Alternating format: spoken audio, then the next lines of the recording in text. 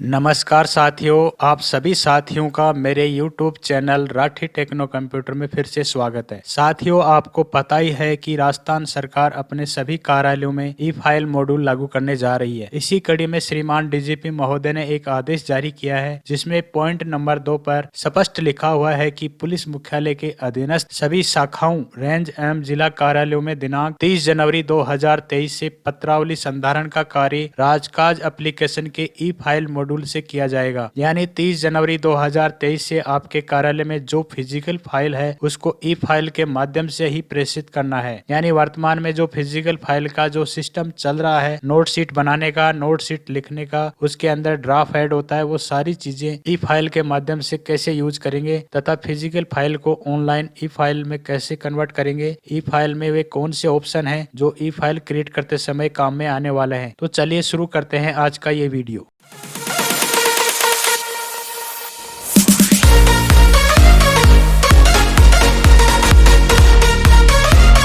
राजकाज पोर्टल में ई file create करते समय यूज में आने वाले ऑप्शन व उनका ई फाइल में क्या उपयोग है, आइए जानते हैं। सबसे पहला ऑप्शन आता है पीयूसी। कोई भी विभाग में जो पत्र आता है, लेटर आता है, उसे हम पीयूसी कहते हैं, यानी पेपर अंडर कंसिडरेशन। मान लीजिए कमांडेंट कमिश्नर महोदय के नाम से एक पत्र आया, पत्र आकर किसी डीलिंग बाबू को या किसी अधिकारी को मार्क हुआ तो उस अधिकारी के लिए वह एक पीयूसी डॉक्यूमेंट है। नंबर 2, डीएफए यानी ड्राफ्ट। उस पीयूसी को पुटअप करने के बाद जो भी उस पर एक्शनेबल है, लेटर जारी होना है, आदेश जारी होना है, तो वह डीएफए कहलाएगा। Number 3, noting. नोटिंग के बारे में तो आप जानते ही हैं। नोटिंग उसे कहते हैं जो पेरा में नोट लिखे जाते हैं, उसे हम नोटिंग कहते हैं। 4th है लीगेसी डॉक्यूमेंट। जो भी पीयूसी आपके यहाँ आई है, यदि आपको उसको पुटअप करना है, पुराने किसी नोट शीट या किसी डॉक्यूमेंट का रेफरेंस देना है, तो आप लीगेसी डॉक्यूमेंट सेक्शन में जाकर आप उसे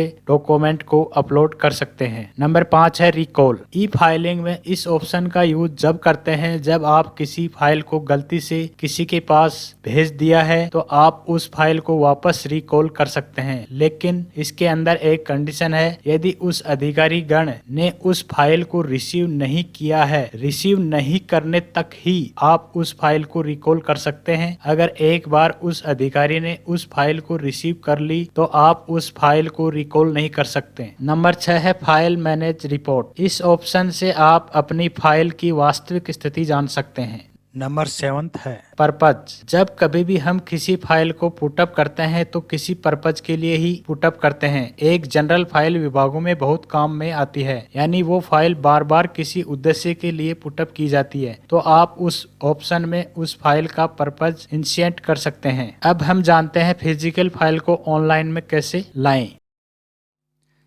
साथियों, फिजिकल फाइल को ऑनलाइन में लाने के लिए आपको अपने राजकाज के डैशबोर्ड में आना है तथा इसके लेफ्ट साइड में आपको एक यूटिलिटी का ऑप्शन मिलेगा।